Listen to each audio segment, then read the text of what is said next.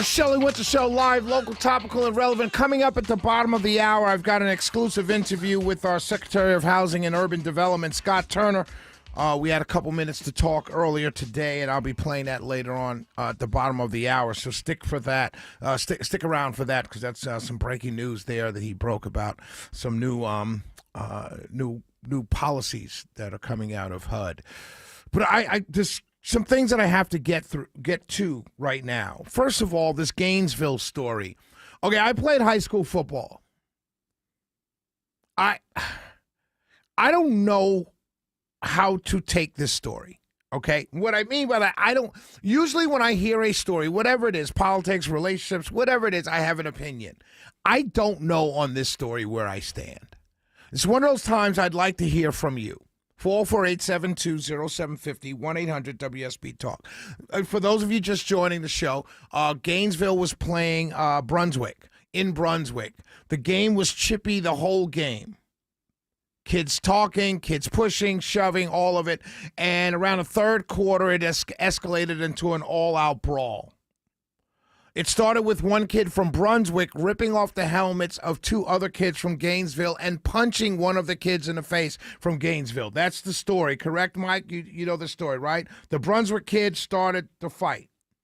All-out brawl happens. You just heard the clip from news with the coach of Gainesville saying, what do you expect these kids to do? And that's where I stand. If I'm on the sidelines and I see my guy getting beat up on the field, there is no standing. Oh, the rule says you can't cross the sideline. If you agree with that, then you've never played high school sports at all. At all. It's a brotherhood. You're not going to watch your brother get beat up because you can't cross the sideline. That's crazy. Grown men don't even do that in the pros. They're willing to take a fine to defend their brother. I mean, that's just what it is. You're in the trenches together. You've been together since summertime in 90-degree weather doing up-downs. Now you're in the playoffs. And you're beating a team 42-0. And then, so yeah, I do know where I stand on this. I think the Georgia High School Sports Association failed these Gainesville kids in this decision that they made. I think they failed them. And a coach for Gainesville is absolutely right. What do you expect these kids to do? Stand on the sideline? And you're going to, I know there's some out there will say, well, that's the rule, Shelley. That's the rule, Shelley. Well, the rule is not. Also, you're not supposed to rip a kid's helmet off and punch him in the face. I don't know. I think Gainesville, shout out to that coach because you could hear the passion in his voice. You could also hear the pain in his voice. Because he's like, what do we? And then for the you know, there's some people that would say that, well, the coaches should have stopped them from running on the field. How do you stop 40 kids from running on the field? They're going to field a team on whenever Friday night, and 30 kids are suspended. So there's a bunch of kids on that sideline. You don't have a lot of coaches to keep kids from running on the field. I'm with Gainesville coach, man. Let these kids play. They didn't start the brawl, so why are you punishing them? Of course, the Brunswick kids will be suspended. They'll be banned from playoffs next year. That's next year. The seniors don't care. They're gone. The sophomores probably won't be playing. The only kids that are going to be affected by no playoffs next year are the seniors on Brunswick. But you're punishing Gainesville now for defending their friends and being involved in a brawl that they did not start. And I don't think that's right. I don't think that's right. I'm sorry. Sometimes I have to formulate my opinion as I talk. And I don't think that's right. 448-720-750, 1-800-WSB-TALK. Another story I've got to talk about. Oh, by the way, Kash Patel is not in trouble. So there's this news story out there. This is what it says. Let me read to you. Let me read it to you. Where is it here? I have it right here. Here it is. Here's the headline. Trump weighing the ouster of Kash Patel, according to sources. Apparently, Donald Trump was having a meeting in the Oval Office with his law enforcement group, Pam Bondi, Kash Patel, yada, yada, yada. And Carolyn Levitt saw this headline, and she said, Mr. President, did you see this? And they all start laughing. And the President Trump says to Kash Patel, come on, Kash, let's take a picture together so we can show him this is fake news. Completely phony story. Completely phony. Well, according to the president, a completely phony story. It's crazy. And a lot of people reported on it like it was real. And it's a fake story. Crazy how these things happen. Lastly, I want to complain about something.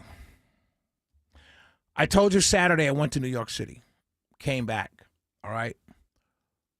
If you work for the city of Atlanta, if you're on the city of Atlanta City Council, okay, I need you to hear me right now, for real.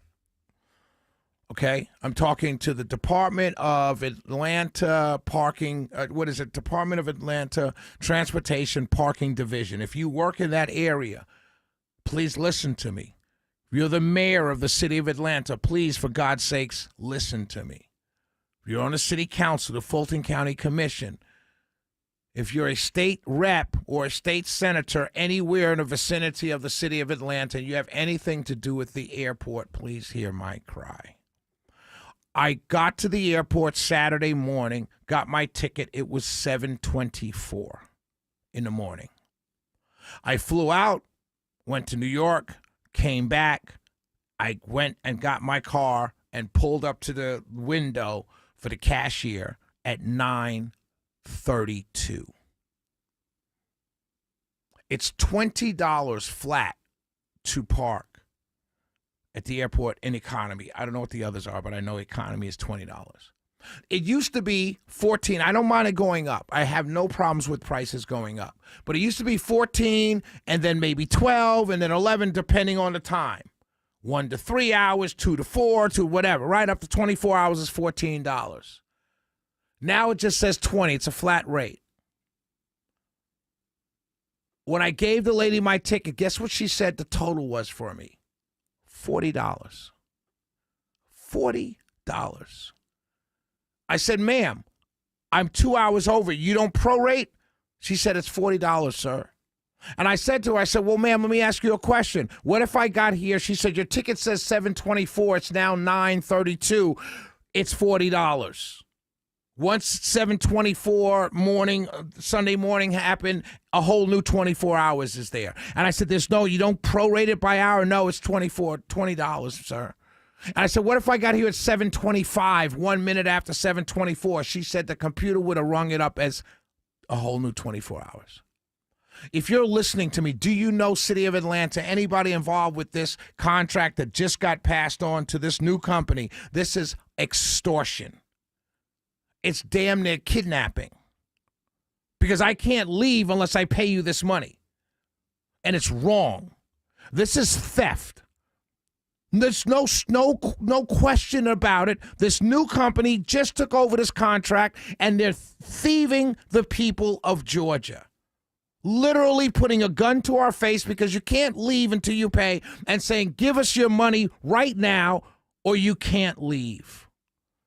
There is no reason why any city should sign a contract with a company that if you're 1 minute over 24 hours, it's a whole new 24-hour cost at $20. That is highway robbery, and in 2025, you should be able to see that, and you should be able to, as a city, stop it in its tracks. It should be prorated do it up until 12 hours. That's fine. But a minute over, you're paying for a whole new day, and nobody sees a problem with that? 99% of the people that park at the airport live in Georgia.